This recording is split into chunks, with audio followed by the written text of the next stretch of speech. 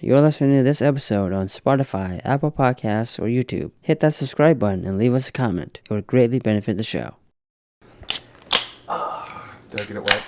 So, this is a frothy brew. You know how. What makes the brew frothy? I don't know. I was thinking of trying to brew beer. Physics? The HOA probably wouldn't like it. Okay. But I'm going to grow weed too so they can fuck themselves. Yeah. Welcome to Movie Baiters with the Farx brothers. I'm Kyle. I'm Kirk. I'm Nick. Still. Right? Yeah. Unsure? I think so. And we are here with quadruple threat. Ooh.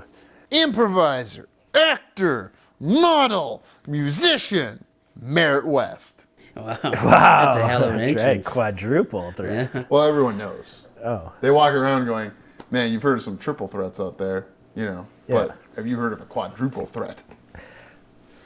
I mean, the triple threat is like I could sing, dance, and act, and if you don't like it, I'll kill you. That's the What? No, I know. Well, we're talking about Avatar, the first one. This is the non-spoiler segment. Where were you guys in 2009? Where were you in 2009? Merritt West, our guest. Wait, when specifically did this movie come out? 2009, December. December? Yeah. The copyright said 2010. That had to be a complete mindfuck for someone sitting in the theater to the end in 2009. Well, I time traveled. no, because it's fiscal year stuff. Yeah. And like I'm in fiscal year 2026. But to answer the question, I was in my senior year of high school. Did you see it? Yeah, I saw it. I think I saw it like twice. Once regular and once in 3D. I like the 3D a lot more than regular. Where were you? Merritt? In 2009, in December, I would have been in the blissful embrace of having been married for about 6 months to my wife, my beautiful wife, Leia. Beautiful. What? And did you and Leia from I assume Star Wars go and see Avatar, which is better than any modern Star Wars? I don't remember Suck it. seeing it with her. I think I probably just rented it when it came out somehow. Oh, you didn't see it in a movie theater. I can't remember. I mean, I feel like I should have, but I don't know. And what's funny is that we have a recently Pandora cherry popped Nick Farx, Yes. who had never made it past 20 minutes trying to watch it on. Did you rent it on video, or you just saw it on HBO? Or No, I didn't rent it. It was showing somewhere. Mm-hmm. When it was in the middle of a stint on some streaming that was. God, maybe it was because I did have Disney Plus for a while, and it wasn't that long ago. Oh wait, so you tried to watch Avatar recently? Yeah, the 20 minutes I'm talking about was like in the last few years. Oh my God. Okay. Yeah, I'd never watched. I don't think I'd watched any of it prior to that. Okay, so let's try and you're here to help us with a very special intervention. Nick Farx, what was it about Avatar that you were like, nah, brah, nah? I don't know. Well, I was in my first year. Well, not my first year of film school. Like my first complete year of film school where I didn't drop out after a week. So everyone was losing their shit over it, and that's fine. I don't know. I think I don't know. I think I was just like, I think I was really busy with school at the time, but I've also never been drawn to the big like event visual effects bonanzas. So it just didn't like. I was like, oh, okay. Yeah. And the 3D movies I had seen of that era when it kind of made a comeback, I'm sure they were cheap movies that were made on a much lower budget, so like they weren't maybe good representations of the new 3D technology. But I'd seen a couple. I'm like that. Well, they did post-conversion process in some of these cases. Some of them, but like there were ones like My Bloody Valentine or whatever. Like the 3D, like the movie is bad too, but like the 3D was like, oh, I need to go to a theater to experience that again. So the 3D I didn't care about, and I've never been that immediately drawn to like those big event, heavy CGI movies. Have you seen an Avatar in 3D, Merritt? Avatar 1 or 2? No. So you never, okay. Should I? So to give perspective here, in my senior year of college when Avatar came out, which really dates me, I wrote I think it was it wasn't my contract law class, but one of my required business classes. We had to write like a report about a patent, and I wrote a report about the thing they put the two cameras on to film in 3D. Not the cameras themselves, but just the rig that they screwed them on. They patented that, and I wrote like a 2-page report and gave a presentation on that. I traveled 8.5 hours, maybe more, to go see it at Navy Pier in Chicago within its opening weekend. And its opening weekend didn't blow everyone away. I think it only made under $80 million. And yeah, it took a little bit for it to take off, right? And there was like, oh no, this one's gonna bomb. But I had read the New Yorker profile on James Cameron in the month before, November, and been like, man, we got booked tickets. And like me, my girlfriend at the time, I think 3 other dudes, all drove to Chicago and stayed in one hotel room so that we could go see Avatar at Navy Pier opening weekend in IMAX 3D. And so to me, it was like a religious experience because nothing had ever looked like that in a movie theater. And I had gone the year before to see I'll agree with that. The Dark Knight.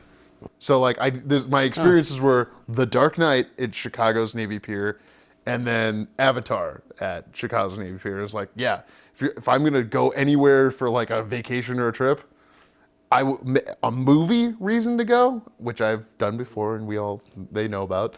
Right. I don't like vacation. I like objective-based travel. I'm here to do a thing. I don't think this is a spoiler, but like, I mean, the humanoid figure was pretty cool looking, when you see it the first time. And it right? looks real. Yeah, exactly. Well, it doesn't stand out as unreal like 3D CGI characters typically look in that format with. I don't know. I didn't believe it's CGI slop. Are you talking about It's 3D? not CGI slop. That's incorrect. A lot. What would you call that then? What would you call that? No, It's not because they're computer generated. They're using images? computer generated painting, more or less, using the data that they measure from, having on the first one they only used one camera, and then on the second one they have 2 high def cameras, but then they're taking the data and using that for the model, while also taking the image and then stretching it using. Could there be AI, and maybe Nick would be better to explain this than I AI would. used during the making Well, of this movie? it's like how you can use the thing to paint out stuff in After Effects, where it's interpolating data. Rotoscoping? Rotoscoping. That uses. I was rotoscoping earlier. You were AIing earlier? No, that's not. No, it depends on where you draw the line at what the definition of AI is. Well, there's different types of AI is the other thing. And AI is a blanket term that covers many things. And when I was selling supercomputers, it was the level of neural networks that you were creating would define whether it was deep learning or... So we're annoying. We get real in the weeds. You're reminding me of like Star Trek's Brett Steiner, Data. He had a certain amount of neural networks going on there, if I remember correctly. Okay, so I know Data is the android character in Next Generation. What's Brett's network? Sorry? Well, I followed Star Trek Data, but what was the other Brett's net? Oh, Brent Spiner is the actor. Oh, dumb. Yeah, you know who he is, right? He's played a bad guy in something I watched. Maybe he has, but he's the crazy alien doctor guy in both. I think both Independence Day movies. Oh, like the long. Oh you yeah. You don't even recognize him. That's Data from Star Trek, and then the show was on at the time Independence Day came out, but I didn't. But that's him. Wait, were you a Trekker? No. You've never been a Trek. Trekkie? No. Okay, you're not a real Trekker. No, the people. Okay, the term they use for themselves is Trekker. Oh. Outside people call them Trekkies. You don't. So you weren't a real when your father handed this down to you. I only watched the original Star Trek, so no, I wouldn't call myself a Trekker then. Wait, TOS? Yeah, the original series? Yeah. So no, I think they called themselves Trekkers too. No, I'm saying I wouldn't even qualify myself as a Trekker then if I only seen the one series, not Next Generation. Was it Deep Nine something? Deep Space Nine. Yeah. From what I've heard, and I haven't watched Discovery, it, but yeah. that one has the best storyline. Deep Space Nine? Yeah, that's the one that I think Ronald D. Moore came from. And instead of doing the episodic stories, they did long narrative stories. Right. And I guess, non-spoiler, and I'm very curious to find this out. I assume you saw Avatar and you liked it. That's why you picked it? Okay, cool. Since he's never seen it, I really want to know. And the most important thing in a movie is the story. I mean, did it have a complete story is all I'm looking for. Oh, it had a complete... Yeah. That's what I can appreciate over today, where every fucking movie you see, Marvel and DC, whether it's Marvel or DC, they're like, now they're basically the same thing because DC stole the Marvel guy. Well, to run they the whole damn fired thing. him for... Yeah, well, they brought him back. He's hired now. Yeah. It doesn't matter. Like he's the guy now. You have to watch these 5 other fucking TV shows, and remember when we said what the phase 18 is going to be 5 years from now? Well, there's going to be a show in the year 2032 that is going to explain everything. Like, I fucking hate Marvel and DC. I fucking hate them both. I think you hate the perception of them. What was the last Marvel movie you watched, just for the perspective of the audience? I guess it would have been Thunderbolts. Oh, well, I don't count that because he fell asleep for the middle. Well, and you fell asleep for a lot of Superman, so I'm kind of like, fall spoiler asleep, for yeah. our debate, he didn't see a bunch of it, so... you blame the movie for you falling asleep, but I don't blame the movie when I fall asleep. I'm tired. Well, I wasn't in here now calling out Thunderbolts. That you asked me what the last Marvel movie No, I no, saw, but I know. the same thing. It's like you have to. These are all characters who exist from elsewhere, and that's like nothing is a complete story. I will save that debate for when we have a guest on the show that is as passionate for Marvel as you are against it. I'm just saying, if you imagine it as if it was not part of a huge universe, would the characters be getting would the way they introduce characters be proper introductions if it was a standalone movie? Or are they relying on you to know? Well, that's kind of what I like about Avatar is they're playing off of trope characters, but they also have there's enough weird stuff going on that they're this trope character of the grizzled vet who is in a new that's just Kevin Costner in Dances with Wolves, except he's disabled. Yeah. Yeah, but now that it's moot because there's Avatar 2, 3, and then be 4 and 5. So I mean, If technically 3 you're does gonna well have. It's gonna do well. His first 2 made $2 billion, close to 3. So he's fine. I think James Cameron's gonna finish his. Well, he's fine. The question is, will these movies cost hundreds of billions of dollars? They So don't cost hundreds of billions of I dollars. said hundreds of millions. I started to say a B and then I went to an M.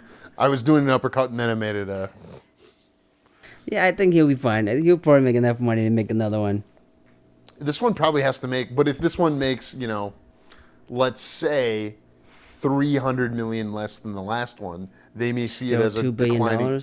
Yeah, they may see it as a declining asset, and Yeah, but if it's ranked number 3 on top movies ever, the most money ever made for a movie, wouldn't that still be a win? What made you want to watch Avatar the first time when you watched it? I can't define what it does look cool. I dig science fiction. All right. Alien planet. Was this science Sounds fiction awesome. enough for you though? I feel like there wasn't a lot of science stuff, sci-fi stuff in here.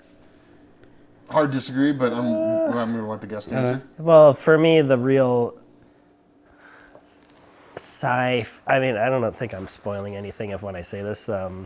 The way the guy jacks into the body. I mean, it's called Avatar, so Yeah. we get that part. Right? It's a metaphor for being online. Get it? or a metaphor for a lot of It's not things. that. I mean, It's a think it is. metaphor for social media. No, it's not. Keep going with your. It's not sci-fi enough. I don't think it is because you have limited. We don't know how the science works. We don't know how. It's like in the first 20 minutes they explain how they made these avatars, human DNA and Navi DNA. We don't know how they do that. Are they grown in the lab as a baby and then it grows yeah, they up? explained that actually. They said that it was growing while they were traveling because it took all this extra time. The guy was in cryo. 6 And you years, have to yeah. have DNA from the person that you then pair with the Navi DNA or Like the Pacific Rim. Umpaya or the whatever they You're call right. themselves. It was the Umpaya? Oh, I don't remember. Oh, there's watching the Oh, the plant subtitles people? again. The Na'vi, like Na'vi refers to the People alien, with the clan, yeah. Na'vi. I thought Na'vi referred to all the types of people, but that clan referred to itself by a name. Oh yeah, okay, you're probably Okay. right. I don't speak Navi. Well, so I'm gonna counter my brother. And They call themselves the people. Yeah. Is that what that means? Oh, is Na'vi? Well, No, they I just call read the- themselves the people. Yeah. We're not spoiling anything yet, are we? No, I don't. I think this is all like, we know there's blue people. We know that a human has to jack himself into one in the beginning. And, Through science fiction. well, these are all kind of the setups of the thing, and like part of the science fiction. Like clearly, we don't know how to graft a human DNA onto another thing, another being, and then go, oh, well, we can operate that thing remotely by having it has to be grown with your DNA. So, like, to me, that's very a science fiction setup. I'm saying there's not enough science fiction. It's surface level. You have this machine that just does what you want it to do, and then magically you are able to control this being. I think it's an adventure movie with a Yes, sci-fi driven touch. So here's the way that'll work. Mm-hmm. Okay. DNA is just an antenna. Sure. Okay. It doesn't generate anything. It receives. Okay. So you have the DNA in all the cells. They're all little antenna. Mm-hmm. And all you got to do is broadcast on the right frequency, and they'll pick it up. It's basically how your heart tells your body what to do. I want to just counter with some other things like humans can't breathe on the planet. A lot of the sci-fi for me was shown, not told to me, and I liked that a lot. Is that Because you can't breathe on the planet. That's every other planet that we would eventually go over. yeah, but anyways. it's close enough to, and this is where the science this is where the science with the fiction comes in. Is like, we assume for other carbon-based life forms to exist on another planet, there would have to be certain conditions of like an atmosphere, access to water, and these kinds of things. And so they have an atmosphere. It's just the atmosphere isn't close enough. And that's why you need these huge 9-foot tall beings with much larger lungs to breathe in that environment. And They never qualify that though. They don't qualify. they don't have to tell you. You know, Yeah, they no, show but you because humans You can can't say breathe. that for any planet humans go on. We can't breathe on Pluto. But we can't this one breathe has on Jupiter. specific rules. So But they you don't. use science They to don't make tell your us fiction. why the Navi are 8 feet tall. They never say Well, it's anything because else. there's less gravity, so they can grow taller. And the evolution of it. Well, yeah, there is less gravity because they That's implied. have That's not told or even floating shown. planets. They have floating rocks. Let dear Nick go. Well, I think there's different degrees of science fiction. I think some people think like science fiction, you think Star Wars, and like everything's super heightened. Star Wars is fantasy. But it's fantasy, but like blended with science fiction because you're talking about like spaceships and shit. It's not magic. I mean, there's the Force is kind of magic. Does but, the like, existence of spaceships make it sci-fi? I would also Is call kind of Star a- Wars lacking in sci-fi because they never explain anything beyond our ship just runs and we have warp speed. midichlorians, bro. Yeah. Well, I think this is science fiction because like the aircraft they're flying around that look like little FPV drones. Like with the way the propeller, whatever. Yeah.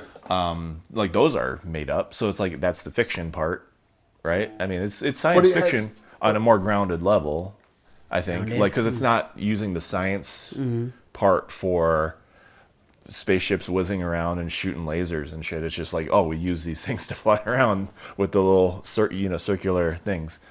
Yeah, that's what I'm saying. And to put like It's light and sci-fi. minds into bodies and to make, but so that's like the setup, and then it's an adventure. But it's still, I think it's not science fiction by some people's definition. But if you broaden the definition of science fiction, I think it fits. What's a gradient of a hard sci-fi movie for you, Hard dear sci-fi? brother?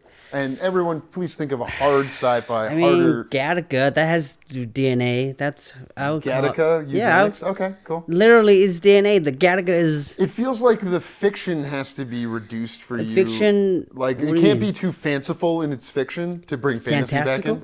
Fantastical or fanciful.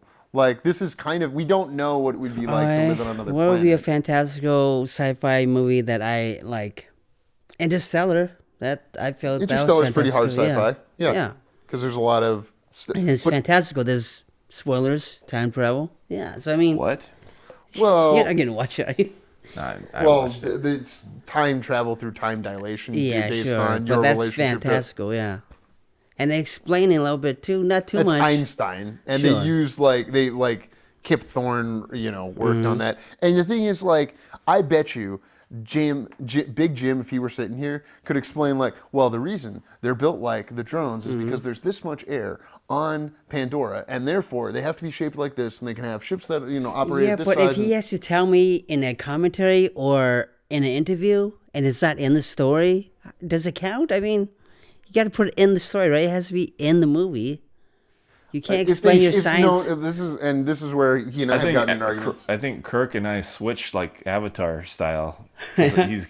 Kirk's on shit that I would normally be on. Yeah, this is like you You for Black can't Phone. explain lore I'm outside. they showed us. They didn't tell me that. I didn't see it Well, that that's way. true, they did not. But Leave Black Phone. Someday we'll do a Black Phone episode, and I'm so excited because I want to rewatch it and go, no.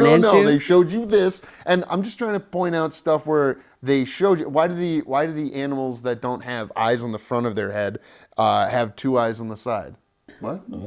Oh, I mean, on Pandora, all the animals.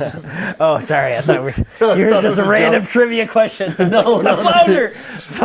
Wait, is that true about some fish? Yeah. Oh. No, what the Well, so they used a science fact about fish to then apply it to, because a lot of the fanciful, fantastical beings on Pandora that are not Na'vi, we see that they have 4 eyes. 2 Yeah, on each and side. always additional limbs. That's not interesting, though.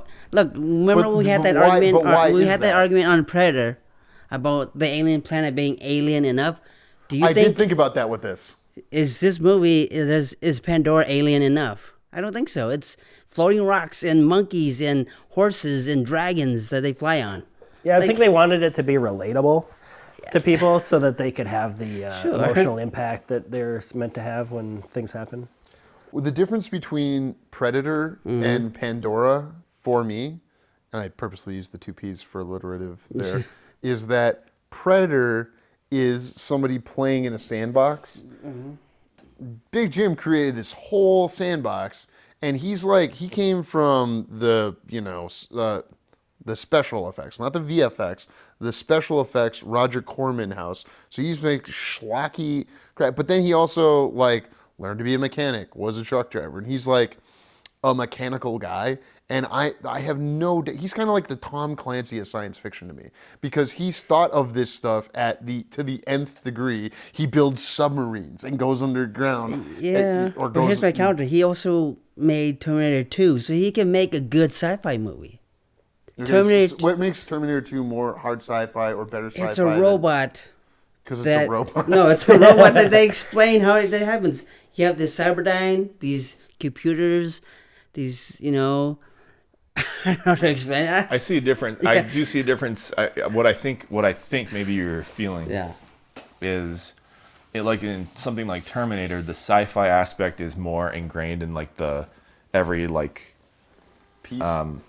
I mean, it's always about the robot, and at first chasing Linda Hamilton, and then you got another one chasing, and now one protecting. It's woven into the surface level of the story, has it present all the time. It's a robot all the time. Or some movies, it's like spaceships shooting lasers all the time. So I think that that's one degree. Those are different degrees of sci-fi. Sorry. Different degrees, and I think Avatar lands on where you're not constantly watching sci-fi, you're just watching life on another planet with little bits of science fiction that are supporting breathing and transportation, but they're not the main thing. You're saying the main thing is this hero's journey that... Yeah, the main thing is the character interactions once that ball gets rolling, and the adventure of, I guess, being on another planet. I think. I'm not sure. Sorry. No, I'm just saying. I'm seeing different. I think it's just different. It's one big umbrella. It's still sci-fi, but it's a different degree. But I kind of feel like he's saying, because the plot doesn't use this specific form of sci-fi, like this thing came from the past, and now it's got to kill a baby it's got to kill baby Hitler to the robots. Because John Connor is Hitler to the robots because he kills the robots. Yeah. Sure. Yeah. Sorry, John Connor, you don't exist. It's not important that he get turned into a Navi at a whim. Sure, It's not at a whim. It's very complicated for them to do it. It is at a whim.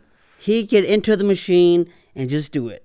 He can't even just He enter doesn't the even machine. have a training day. Technically, the Navi train him, not the scientists. It did surprise me how many times he comes out of it. Not like, I'm just surprised, neither negative nor positive. Just like, oh, I didn't know he comes out of it that many times.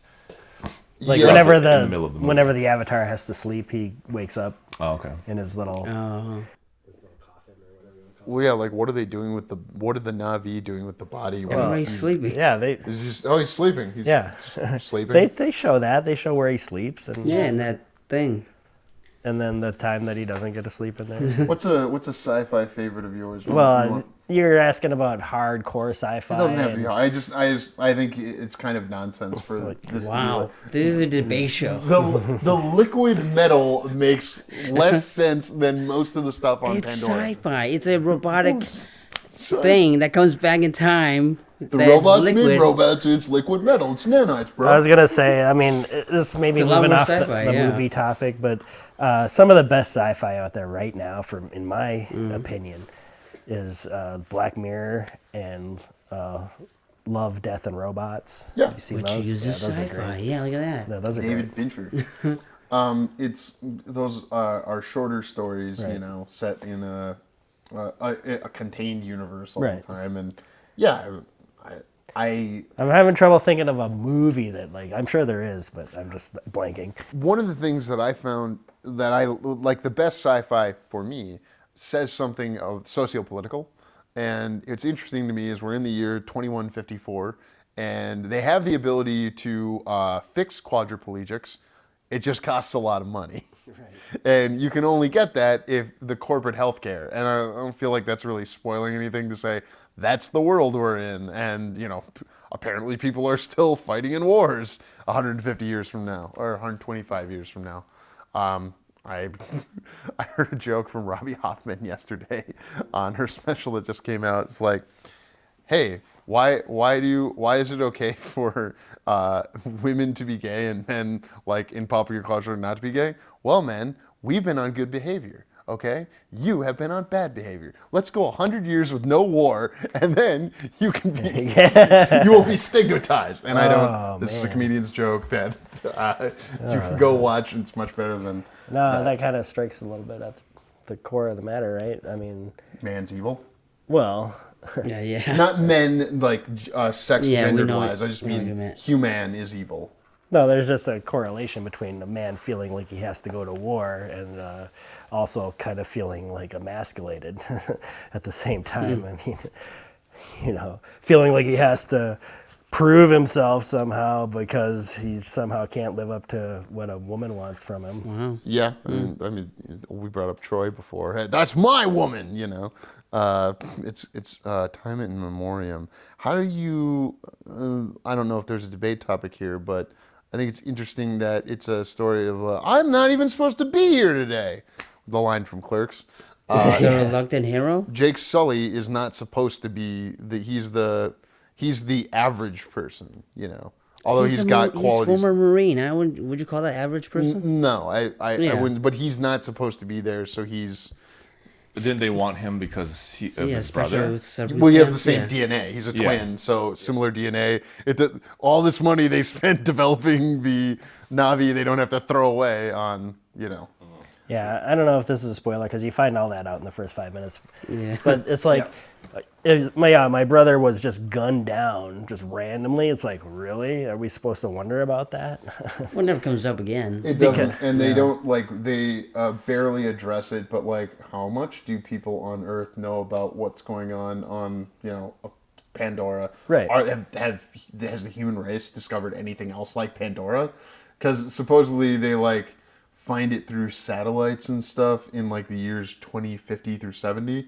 And then they've been on planet for about 30 years based on like, I can't remember if this is stuff from deleted scenes or like extra textually that you figure out, but they've been there for a couple of decades. And then, not to spoil anything from the second one, which takes place years later, they've been there for about 50 years, as is mentioned there. So we know that humans have been on Pandora doing some sort of operation for, they've been there for about as long as we were in Afghanistan.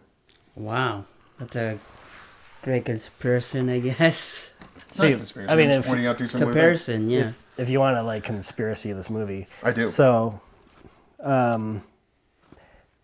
this guy is a Marine, and they got this faction of Marines on the planet that are there as mercenaries because they're basically just trying to harvest the planet for what they want. Yeah, they're working for a corporation, it seems, but they're there on behalf of a governmental body, it seems like, because like it says... they're pretty much mercenaries. I don't think that there was any kind of military, other than the fact that they were Marines. There's a governmental organization there, and it's like how Star Trek, there's like the science side of the house, but then there's the... There's the... we still have to have a security team, and... Well, I mean, the corporate guy is all about, like, this is the reason we're here. This is the reason we're here. Yeah, well, yeah, there's the corporate backer, and then there's the science that theoretically is nonprofit, and then there's the Marines protecting, or mercenaries, or former military, or there's something with like the you see it on a joystick when someone's moving something. It's branded with theoretically the governmental body that has RDA or something. Yeah, RDA, and it stands for something. And I looked it up before this. I don't remember it offhand. I think there's a big difference, and this is kind of at the time this came out in 2009. This is when we're learning about Blackwater contracts and like, wait a second, are we continuing a war overseas because it is profitable for people here? Was Vietnam started on a false flag? That's a matter of fact. It's a matter of history, like, so, Gulf of Tonkin, it makes me very uncomfortable. And in spoilers, we can go to, what do we think Big Jim's trying to say about all this? But I think significantly, he starts working on this movie in 2005. We've gone to war in Afghanistan and Iraq by that point. The country's mood has clearly changed. We're 1 year into the new presidency of hope and change, and guess what? Everything gets fixed then, right? But I guess people in 2009 compared to the previous 8 years, I felt like we're a little more hopeful. Am I wrong there? In 2009, they were definitely more hopeful. That was the mindset. How it was highlighted by the person who won the 2008 election was that he preferred the version of the world presented by Star Trek than the version of the world presented Star Trek 2009 than the version of the world presented by The Dark Knight. He really meant the 2009 Star Trek. Well, yeah, because it came out that year, and he was kind of commenting on culture, and he's famous for commenting on books, movies, and music. So that was one of the parallels he drew. Now, obviously, that was in his favor because it helped his popularity at the time when he was enjoying 70% of, I'm hoping change. So I feel like that mixed with space travel really works because people felt hopeful. So like, hey, we should go explore this vast universe. Maybe it's all possible,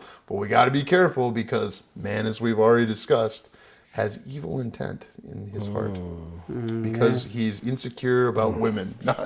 I don't know. And man is mortal. Having studied, you must have learned that man is mortal. Yeah. Is there anything to the handicapped aspect? Like, what do you mean? In what way? It's interesting that the protagonist, our white savior, blue savior, it's not that he's handicapped. I think the bigger issue is that he's a white guy going to save a bunch of indigenous people. Like, that's weird, right? A white guy goes into a blue body. I don't know. I think it's just a plot device. You kind of got to get the audience to relate to somebody, and hopefully the main character is somebody they can relate to, So having him be an average Joe guy who has gone through some hardship and maybe is still going through a struggle, people can relate to that, It also gives him the thing where, and I like struggle to do this in my writing too, like have a character who at the start, there's something that they would absolutely, it would shock you if they did it, something they would never do, and then by the end they're doing it. They have to. The plot makes them. But it has to be their choice though too. Yes. But the events influence their choice, but it does still have to be a choice in the end. Otherwise, it doesn't. Wake Up Dead Man, if you haven't seen it yet, does an interesting thing about choice, and it relates specifically to the theme of that Knives Out story, which is religious. But I think, because I did watch it in 2 pieces. This person has to choose. Yeah. Is a very important element of Wake Up. But Dead this is in this case, if he's got the carrot dangled in front of him that he'll get his legs. Yeah. Spoiler, but I mean that's not. That's early on. Yeah. Well, it actually isn't, because I thought about this when I was watching it. It was pretty early on. There's a little bit. Well, he makes an offer. The military guy makes him an offer that if you help me in this way, you'll get your legs. Yeah, it's not like the first 5 minutes, but it's definitely Act 1. Yeah. Okay, sure. Yeah, definitely. It's I guess I'm confusing it with the confirmation of that, but that's as much of a spoiler as that is. Some people don't even believe in spoilers, and I'm kind of on that side. Like, a good story is still a good story. Did you know he's his father? No. What? Well, it'd be spoilers to say how that pans out, but it gives him a thing where, this is a thing where he's never going to turn down that offer, right? He's never going to do something to jeopardize that offer to get his legs back, right? That's a good description of what the hero's arc and how it's observed in this plot. Yeah, and I think you just need something. That's a way. Having something like that is something it's a shorthand for showing the arc. If you have something that they would never do, you can have an arc without this. Sure. But how do you show the arc? And setting that up is a good way to show an arc, because you have something like, oh my God, they would never do this. But then if they do that thing at the end, that's a very easy way to communicate the arc, because the arc can be happening, but you gotta make it easy to see also without just telling the arc hey, I'm changed now. They can't just pop out of a cake at the end I'm different. You have to see them do something, or you have to go in the story circle, and having it be a very specific decision makes it very front and center, makes it very easy to identify, I think. Do you think that happened in this movie? Well, it didn't happen as, yes, it did, but I'm tiptoeing around spoilers, but it didn't happen as dramatically as I thought, but it still happened. I'd be spoilers to say anything. Probably hop right to spoilers. I wanted to point out a concept about that I learned from improv, of that sort of relates to story circle, but goes back to our beginning thing. And I think to get what you're saying with, you have to introduce a character who people understand, and then have people understand this is the thing they'd never do, and then by the end of the movie have them do that thing because now you want to see them do that thing. And then where we talk about tropes with characters and stuff, one of the things, and tell me if you've talked about this, and as we may get to in your review, which is forthcoming. In improv, we talk about high status and low status of how characters interact with each other. And I guess with Jake Sully, what I see as intentional is he's in space. That's high status. I've never been to space. He wasn't supposed to be there. Low status. He was a Marine. High status. He's disabled. And then, goes on the journey of he's now an avatar, and here we are on the... So just, that's where I do see enough variance in characters that Jim Cameron creates. I don't see them as in his movies, they're not going to win Oscars, but I don't think they need to, he's never going to direct, because his characters are on the nose always, and doing adventure things, and they don't award that sort of thing in the highfalutin circles. Yeah, well, but did obviously Titanic won Best Picture, but did it? It didn't. That's a great point. Everything I said is moot, kind of. Did it? But but you're talking about the actors. The actors lost to James L. Brooks' movie. As good as it gets. As good as it gets. Yeah, Jack Nicholson and Helen Hunt won that year. I wish I didn't know that off the top. I was speculating and wondering whether or not the screenplay for Titanic won. I bet it was nominated. It had to have been. If it was nominated for Best Picture, probably. Because this was when it was still only 5, so it's not like. You know, now because then it was very predictable. Like There were with less 5. movies though too. Less movies, but you know, you didn't have this thing you have now with 10 movies where like you can have 10 movies for best picture. Like, well, which 5 are going to be the best directing, right? Because it was always going to be, it was almost always like the 5 best pictures were the 5 directing nominees usually. I mean, like very close overlap. And now it's just like, well, there's 10, but which 5 are going to be the 5 that get all the other awards? With this movie in particular and the acting, as you brought up, it would be difficult to give somebody an Oscar for their acting when half of it is in a CGI character. 100% disagree because they are recording the performance and they are adapting it. They wanted to give Robin Williams an Oscar nomination for his performance as the genie in Aladdin. But because, so like you can, Sigourney Weaver has a unique performance in this. Sure. From her, she's already a god of sci-fi. Right. Alien. She's going to be in a star. It's not sci-fi. And I guess like Ghostbusters I don't really consider sci-fi. But my point is just she already had, you know, a bunch of franchises and still she creates something unique here. So I know you wanted to end it. Yeah. But you're gonna debate on Sigourney. You're yeah, gonna come anti-Sigourney? No, because her face is completely different from the other Navis. Well, the other avatars. Because her face has an actual nose. For some reason. She has a human nose. For whatever reason. And look at Jake Sully's after face. His nose is drooping down like an actual Navi. So the problem is we're giving these characters way too much human to do their performance. So like, isn't that a disadvantage for Sam Worthington for his acting then? Like, why are we? Because he's not as good. Yeah. So they gave him a regular Navi nose. Like, I don't have. I do think it's really too hard to judge to like no like. You could either think a performance is better or worse unfairly depending on what they do with the face, after the motion capture. The voice is the voice. At least back then it was. I mean, now they could change the tone with AI, but like, I don't know. I don't think the acting was that great anyways. It's not terrible, but it's not like Giovanni Ribisi was great. Well, Zoe Saldana. Yeah. She never has a human character, so you would, if she won an Oscar for her Navi character, I mean... Honestly, I like her better in this than I do Emilia Perez.